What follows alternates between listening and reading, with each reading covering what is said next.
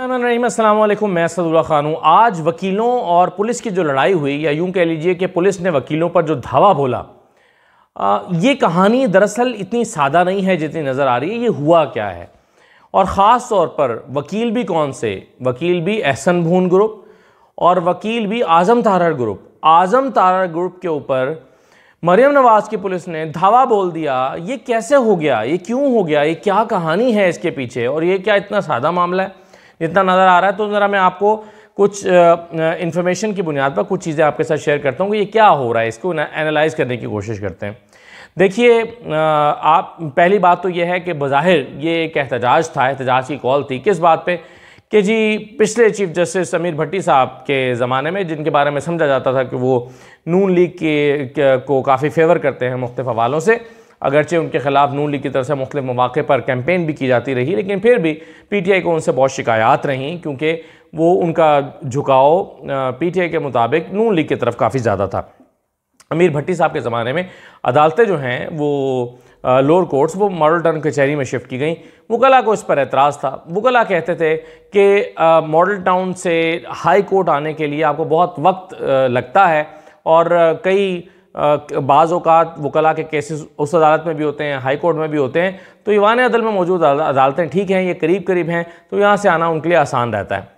तो इस मुतालबे के तहत उन्होंने अदालतों का बॉयकॉट कर रखा था, और वहाँ पर अमली तौर पर काम नहीं हो पा रहा था, और ये मामला तब से पेंडिंग चला आ रहा है।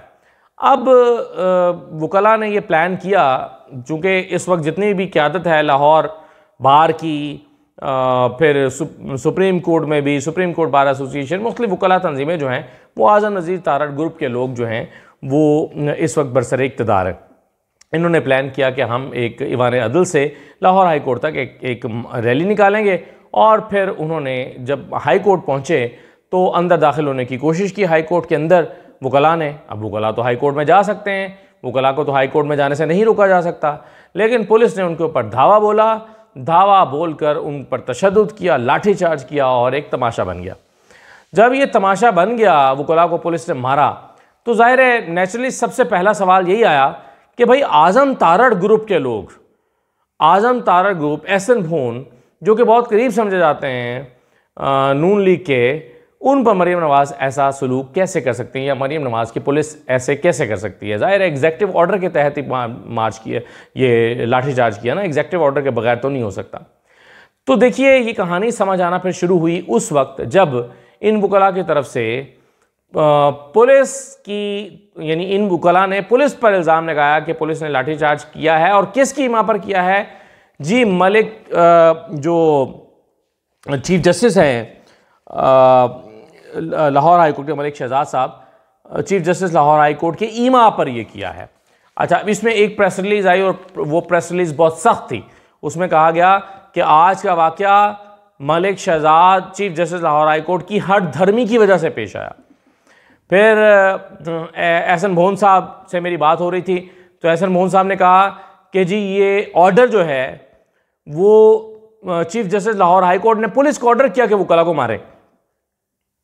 तो मैंने भून साहब से पूछा कि भून साहब, आप जिस शोबे से ताल्लुक़ रखते हैं उसमें दलील की और सबूत की बड़ी अहमियत है, आपके पास कोई सबूत है कि ये लाहौर हाई कोर्ट के चीफ जस्टिस ने ऑर्डर किया था? तो उन्होंने इसका जवाब तो ना दिया, लेकिन कहा कि जी ये ऑर्डर तो चीफ जस्टिस की तरफ से ही दिया गया था पुलिस को कि वकला को मारे। हालांकि ये एग्जेक्टिव ऑर्डर भी हो सकता है, मरियम नवाज़ की तरफ से ऑर्डर किया गया भी हो सकता है। तो फौरी तौर पर निशाना बनाया गया chief justice Lahore high court को। क्यों? इस सवाल का जवाब मैं आगे जाके देने वाला हूँ। अब मरियम नवाज़ का भी स्टेटमेंट आ गया कि जी पुलिस ने बड़ी ज़्यादती की, पुलिस को मारना नहीं चाहिए था। यानी चीफ एग्जेक्टिव जो है सूबे की, वो मरियम नवाज़ हैं, और बज़ाहिर एग्जेक्टिव ऑर्डर से ही पुलिस यह काम कर सकती है। इसके बावजूद पुलिस पर की मज़म्मत की गई, और पुलिस की सरपरस्ती का इल्ज़ाम चीफ जस्टिस पर लगा दिया गया। तो chief justice Lahore high court पर ऐसा लगता है कि ख़ास मनसूबाबंदी के तहत दबाव बढ़ाया जा रहा है। अब दबाव क्यों बढ़ाया जा रहा है, इसकी क्या वजह हो सकती है? मैं 3 ट्वीट्स आपके सामने रख देता हूँ, उसको फिर इस सारी सूरत हाल से मिलाकर देखिएगा। एक तो फवाद चौधरी साहब ने एक ट्वीट की है। फवाद चौधरी साहब कह रहे हैं कि लाहौर हाई कोर्ट के चीफ जस्टिस ने इलेक्शन ट्राइब्यूनल्स के लिए जो नाम भेजे हैं इलेक्शन कमीशन नोटिफाई नहीं कर रहा। इसकी वजह सीधी है, इलेक्शन कमीशन को मालूम है कि इंतखाबी नताइज कायम नहीं रह सकेंगे। इंतखाबी धांधली का जो अमल पाकिस्तान में 2 साल पहले शुरू हुआ था अब तक जारी है। अब हुआ क्या था, देखिए, इलेक्शन जो ट्राइब्यूनल्स हैं वो बनाती है हाई कोर्ट्स। जब इंतखाबात हुए तो 2 ट्राइब्यूनल्स बनाए गए लाहौर हाई कोर्ट की जानिब से, और लाहौर हाई कोर्ट के जो ट्राइब्यूनल्स थे उन्होंने 2 ट्राइब्यूनल्स, 2 जजेस पर मुश्तमिल ट्राइब्यूनल्स बन गए। अच्छा, अब हुआ ये कि जब फैसला हुआ कि ट्राइब्यूनल्स की तादाद बढ़ाई जाए तो इलेक्शन कमीशन ने हाई कोर्ट से कहा कि आप मज़ीद जो ट्राइब्यूनल्स हैं उसके लिए जजेस के नाम देते हैं। हाई कोर्ट ने 7 मज़ीद जजेस के नाम दे दिए ताकि 9 ट्राइब्यूनल्स बन सकें। जब 7 मज़ीद जजेस के नाम दिए तो बल्कि उस दिन भी मुझे याद है कि जिस दिन ये नाम दिए गए थे तो पीटीआई के लोगों की तरफ से कहा गया था कि बहुत अच्छे अपराइट जजेस के नाम दिए गए हैं और ये बड़े वो जजेस हैं जो दबाव कबूल नहीं करेंगे और अच्छे मेरिट पर फैसले करेंगे। लेकिन इलेक्शन कमीशन ने क्या किया कि जजेस के नाम देखते हुए कि ये तो दबाव में नहीं आएंगे, इलेक्शन कमीशन ने उनको नोटिफाई करने से इनकार कर दिया और मज़ीद जजेस के नाम मांग लिए। अब लाहौर हाई कोर्ट के चीफ जस्टिस ने कहा कि भाई ये हमारी सवाबदीद है कि हम कौन से जजेस ट्राइब्यूनल्स के लिए देते हैं, वो हमने दे दिए हैं। लेकिन इलेक्शन कमीशन अड़ गया और इलेक्शन कमीशन ने कहा कि हम इन जजेस को नोटिफाई नहीं करेंगे, आप मज़ीद दाम दीजिए। यानी इलेक्शन कमीशन को मुख्तसर ये कि वो जजेस पसंद नहीं आए और अब तक उनको नोटिफाई नहीं किया जा रहा इन जजेस को, क्योंकि इलेक्शन कमीशन को लगता है कि ये तो वो फैसले दे देंगे जिससे इनकी ये मज़ीद नंगे हो जाएंगे। 2 ट्वीट्स अज़हर पिशवानी की भी ज़रा देखें, उससे भी आपको अंदाज़ा हो जाएगा। अज़हर पिशवानी ने कहा कि लाहौर में एक और फॉल्स फ्लैग ऑपरेशन ? जस्टिस अमीर भट्टी ने एजेंसीज, काजी ग्रुप, आजम तारड़ और एहसन भून ग्रुप्स के प्रेशर में आकर 9 के बजाय सिर्फ 2 जजेस को इलेक्शन ट्रिब्यूनल में लगाया। नए चीफ जस्टिस ने आकर 7 आज़ाद मंच समझे जाने वाले जजेस को भी नोटिफिकेशन उनका कर दिया। इसके बाद साजिशें शुरू हो गई। दूसरी ट्वीट में वो लिखते हैं कि इत्तलात के मुताबिक चीफ इलेक्शन कमिश्नर ने कहा कि 7 जजेस की बजाय 20 की लिस्ट भेजें और हम खुद इसमें से 7 जज चुनेंगे। चीफ जस्टिस लाहौर हाईकोर्ट ने इस बदमाशी को नहीं माना। आज वकला के पुरअमन एहतजाज पर पुलिस ने लाठीचार्ज और शेलिंग कर दी और भोन तारा ग्रुप ने इल्ज़ाम चीफ जस्टिस लाहौर हाईकोर्ट पर लगाने की कोशिश की। तो आप देखें, जो बात मैं आपको बता रहा था वो अब आपको समझ आ गई होगी कि बुनियादी तौर पर 9 ट्राइब्यूनल्स बनने थे, लेकिन पिछले चीफ जस्टिस ने सिर्फ 2 बनाए। अब इन्होंने आकर 7 मजीद जजेस के नाम भेजे, लेकिन इलेक्शन कमीशन अड़ गया है कि जी हम इसको नोटिफाई नहीं करेंगे। तो अब पीटीआई ये समझती है कि ये chief justice Lahore high court पर एक और तरह से दबाव डालने के लिए ये सारी कहानी की गई है ताकि पुलिस तशद्दुद करे और तशद्दुद का इल्ज़ाम chief justice Lahore high court पर लगा दिया जाए। अब चीफ जस्टिस को सुबह से रगेदा जा रहा है, मुर्द इल्ज़ाम ठहराया जा रहा है और वकला तंजीमों की तरफ से कहा जा रहा है कि जी चीफ जस्टिस ने हमें मार पड़वाई है। हालांकि चीफ जस्टिस के कहने पर पुलिस कभी हरकत में ना आती जब तक कि उसको एग्जीक्यूटिव का ऑर्डर ना जाता। तो इस मामले को ट्विस्ट देकर एक और जानिब ले जाया जा रहा है और उसके पीछे वजह क्या है ये मैंने आपको बता दिया। अच्छा, अब आ जाइए ज़रा एक और मामले पर, और वो मामला है मखसूस नशस्तों का। देखिए, इस्लामाबाद सुप्रीम कोर्ट की तरफ से एक ऑर्डर आ चुका है। जस्टिस मंसूर अली शाह, जस्टिस अता मिनल्लाह, जस्टिस मोहम्मद अली मज़हर, इनकी तरफ से एक ऑर्डर आ चुका है। इलेक्शन कमीशन का फैसला और पेशावर हाई कोर्ट का फैसला मुअत्तल हो चुका। मुअत्तल होने का मतलब ये है कि पेशावर जो इलेक्शन कमीशन ने कहा था और फिर पेशावर हाई कोर्ट ने भी कि मखसूस नशस्तें दे दी जाएँ बाकी सियासी जमातों को और पीटीआई को ये मखसूस नशस्तें नहीं मिल सकती। उस पर 3 रुकनी बेंच ने समाअत की, फैसला मुअत्तल कर दिया। अब फैसला मुअत्तल करने के बाद इलेक्शन कमीशन 605 में पड़ा है क्या करें। फैसले को ऑर्डर को सुप्रीम कोर्ट के ऑर्डर को ओबे करना ज़रूरी है। अब वो फैसला कर रहे हैं कि जी ठीक है, हम ये करते हैं कि हम जो इन लोगों को मखसूस नशस्तों पर, जो पीटीआई के हिस्से की मखसूस नशस्तों पर जिन लोगों को नोटिफाई करके कौमी असम्बली में एमएनए बनवा दिया है, उनके नोटिफिकेशन कैंसिल कर दें। पहले आप ज़रा देख लीजिए कि कितने लोग जो हैं वो पीटीआई के कितनी सीटें मार के बैठी हुई है। ये 77 सीट्स हैं। पीटीआई की 77 सीटें पाकिस्तान में बनती हैं जो कि इन लोगों को बांट दी गई थी। कैसे? कौमी असम्बली में पीटीआई की 23 सीटें बनती हैं, 23 सीटें पीटीआई के हिस्से में आती हैं मखसूस नशस्तें। पंजाब असम्बली में 27 नशस्तें इनके हिस्से में आती हैं मखसूस नशस्तें। खैबर पख्तूनख्वा में 25 नशस्तें इनके हिस्से में आती हैं और सिंध असम्बली में 2 नशस्तें हिस्से में आती हैं। तो ये कुल मिला के 77 मखसूस नशस्तें होती हैं जो पीटीआई को मिलनी चाहिए थी लेकिन नहीं मिली। अब ये किन में बांटी गई? तो कौमी असम्बली की नून लीग को 15 सीटें पीटीआई के हिस्से की जो है वो इजाफी कौमी असम्बली में 15 सीटें दे दी गई। पीपल्स पार्टी को पीटीआई के हिस्से से 5 सीटें दे दी गई और जेयूआई को 3 सीटें दे दी गई। तो 15 और 5 20 और 3 23 सीटें कौमी असम्बली की जो पीटीआई की बनती थी वो इन अपोजिशन की जमातों को बांट दी गई। अच्छा, अब हुआ क्या कि कौमी असम्बली में जो हुक्मरान जमात की पोजीशन बन गई वो नून लीग की बन गई जनाब 119, पीपल्स पार्टी की 72, एमक्यूएम की 21, काफले की 5, आईपीपी की 4, मुस्लिम लीग जा की 1, बीएपी बलूचिस्तान अवामी पार्टी जो है वो 1, नेशनल पार्टी की 1 और मजमू इनकी तादाद हो गई 224। 224 होने से क्या हुआ? 224 होने से ये हुआ कि 2/3 अक्सरियत हो गई। 2/3 अक्सरियत का मतलब यह है कि आप कोई भी आईनी तरमीम ला सकते हैं जिसमें चीफ जस्टिस की एक्सटेंशन भी शामिल हो सकती है।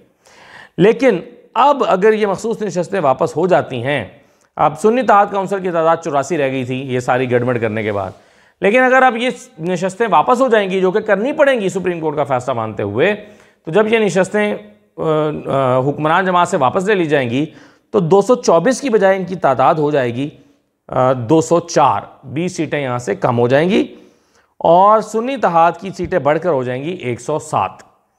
तो 204 का मतलब ये होगा कि इनके पास अब 2/3 अक्सरियत नहीं होगी और ये मर्ज़ी की आइनी तरमीम नहीं कर सकेंगे। तो ये बुनियादी तौर पर ये सारा कुछ एक दबाव है, एक परेशानी है नून लीग को हुकूमत। हालांकि इनको तो खुश होना चाहिए और भाई 17 सीटों वाली जमात को इन्होंने 204 का आपको इत्तेहाद बना के दे दिया, और क्या चाहिए खुदा के बंदो। वो क्या कहते हैं, अनोखा लाडला खेलन को मांगे चांद। अभी आपका दिल ही नहीं भर रहा, अभी आपको 224 चाहिए।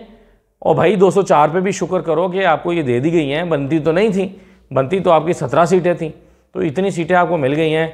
अभी भी आप नाशुक्रे हैं, तो नाशुक्रा जो है वो उससे तो अल्लाह भी खुश नहीं होता, तो नाशुक्रापन नहीं करना चाहिए नून लीग को। मैं यही कहूँगा। शेर अफजल मरवा साहब बड़े दुखी दिल के साथ आज उन्होंने प्रेस कॉन्फ्रेंस की। उन्होंने कहा कि मेरी तहकीर की गई है, मुझे मेरी बेइज्जती की गई है और मैं इन हालात में इस लीडरशिप के साथ काम नहीं कर सकता। बड़ा उन्होंने, मैं मेरे शो में आते थे तो मैं उनसे पूछता था सवाल, तो कहते थे कि नहीं मैं पार्टी डिसिप्लिन में हूँ, मुझे पाबंद किया गया कि अब मैं कोई बात पार्टी लीडरशिप के ख़िलाफ़ नहीं करूँगा। उन्होंने अपने ऊपर पाबंदियाँ भी लगाई। फिर हुआ ये कि उनको जिच कर दिया। यानी आपने अगर पब्लिक, इसमें गलती इमरान खान की भी है, अगर आपने पब्लिक अकाउंट्स कमेटी शेर अफजल मरवत को नहीं देनी तो मत दें, अनाउंस करें, बताएं कि भाई शेर अफजल मरवत को नहीं मिल रही। लेकिन लटकाया हुआ है, कभी शेर अफजल मरवत, कभी हामिद रज़ा, कभी शेख वकास अकरम, फिर कभी शेर अफजल मरवत। तो कोई एक फ़ैसला ही पीटीआई से नहीं हो पा रहा। इमरान खान एक फ़ैसला करते हैं, पूरी पीटीआई खुसर पुसर करती हुई कान में पहुंच जाती है इमरान खान के पास कि नहीं इसको ना लगाएं। फिर फैसला चेंज होता है, फिर शेर अफजल मरवत जाके कन्विंस करते हैं। तो ये एक खेल जो है वो चल रहा है। और पीटीआई की जो लीडरशिप है, जिसमें शेर अफजल मरवत, बैरिस्टर गौहर, उमर अयूब, शिबली फराज, ये लोग किसी सूरत नहीं चाहते कि शेर अफजल मरवत को पब्लिक अकाउंट्स कमेटी मिले, और ये मामला आज तक लटकाया हुआ है, जिससे खुद पीटीआई को शर्मिंदगी का सामना भी करना पड़ रहा है, पीटीआई को हजीमत भी उठाना पड़ रही है, ताने भी मिल रहे हैं हुकूमत की तरफ से कि जी अभी तक आप नाम नहीं दे रहे। तो शेर अफजल मरवत करते करते करते करते इस नहज पर उसको ले आए हैं कि उसके सब्र का पैमाना लबरेज हो गया, और आज उन्होंने प्रेस कॉन्फ्रेंस कर दी, मीडिया टॉक कर दी और कहा कि जी मुझे बार बार इंसल्ट किया जा रहा है, नहीं देना तो उन्होंने कहा कि मैं एक इमरान खान के एक इशारे पर पब्लिक अकाउंट्स कमेटी तो क्या कौमी असम्बली की रुकनीत भी छोड़ सकता हूँ, एक इशारे पर। यानी वो इमरान खान के साथ लॉयल हैं, लेकिन वो समझते हैं कि पार्टी उनके साथ अच्छा नहीं कर रही। और मैं समझता हूँ कि शेर अफजल मरवत किसी हद तक ठीक कहते हैं। शेर अफजल मरवत का ये ज़रूर कसूर है कि बाज़ दफ़ा उन्होंने गैर ज़िम्मेदाराना बयान दिए हैं, ठीक है, लेकिन शेर अफजल मरवत की जो पर्सनैलिटी है वो पार्टी के लिए बहरहाल एक फ़ायदेमंद साबित हुई है। मैं पहले भी इस पर बात कर चुका हूँ कि शेर अफजल मरवत जो है वो करिश्मेटिक पर्सनैलिटी हैं। कौन है? बैरिस्टर गौहर तो शायद नहीं है, उमर अयूब भी शायद नहीं है। तो शेर अफजल मरवत के अंदर वो चाम मौजूद है जो कि मुराद सईद में था, जो बहुत कम लोगों में होता है। तो वो एक करिश्माती शख्सियत हैं, करिश्मेटिक पर्सनैलिटी हैं, और उन्होंने सिंगल हैंडेडली पूरी खैबर पख्तूनख्वा की कैंपेन बनाई थी, जो कि बैरिस्टर गौहर के बस की बात नहीं थी कि वो बनाते। तो मेरा ख्याल है कि एहसान फरामोशी की गई है बैरिस्टर गौहर की खदमात या उनकी स्ट्रेंथ पर खेलने की बजाय, या उनकी स्ट्रेंथ को यूटिलाइज़ करने की बजाय आपने उनकी चंद गलतियों की पादाश में उनके ख़िलाफ़ साजिशें की और पार्टी को एक मुखलिस वर्कर से महरूम किया है। तो मैं समझता हूँ कि पीटीआई आकबत नाअंदेशी का सबूत दे रही है। पीटीआई को समझ नहीं आ रही मामला किधर को चल रहे हैं, कैसे चल रहे हैं, कैसे करने हैं। इतने बड़े चैलेंजेस के होते हुए भी पार्टी अपने अपने चक्करों में पड़ी है और मेरा ख्याल है कि शिबली फराज साहब के किरदार को भी इसमें देखने की ज़रूरत है। तो ये है मामला। और आखिरी बात ये कि आज बुशरा बीबी को एक जीत मिली है। बुशरा बीबी इनको बनी गाला से अडयाला मुंतकिल करने के जो अहकामात हैं वो आज दे दिए गए थे। और यानी आप सोचें कि कोई बंदा कानूनी जंग लड़ के जेल जा रहा है कि भाई मुझे घर में ना रखो, मुझे जेल मुंतकिल करो। हालांकि उनको घर में रखा गया था और घर में उनके जो है वो उनको शुरू में बड़े ताने दिए गए कि जी घर में महल में ज़िंदगी गुजार रही हैं, ये जी लाडले हैं, महल में अपनी जेल काट रहे हैं। तो उन्होंने मुकदमा किया, लड़ा और लड़ के ये अदालत से अहकामात दिए हैं कि उनको अडयाला जेल मुंतकिल किया जाए। तो मैं समझता हूँ कि उनके इस मौक़िफ़ की जीत हुई है और ये शायद उनके लिए फ़ायदे की बात भी होगी। इजाज़त दीजिए, अल्लाह हाफ़िज़।